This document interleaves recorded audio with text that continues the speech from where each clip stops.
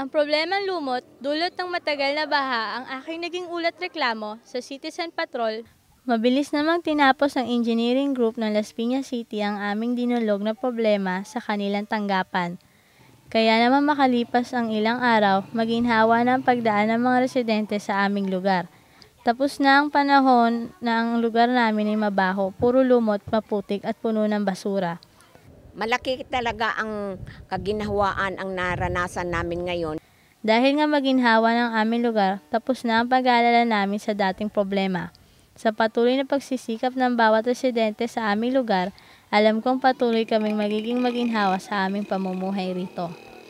Mula sa Santos Village 3 sa Apote, Las Piñas City, ako si Eliza Agustin, lubos ang pasasalamat sa lahat ng tumulong na paginhawain ng aming buhay. Nagkakaisa sa layuning paginhawahin ang buhay ng bawat Pilipino. Ang Citizen Patrol at Tuseran Forte, ubo tapos, ginhawa lubos.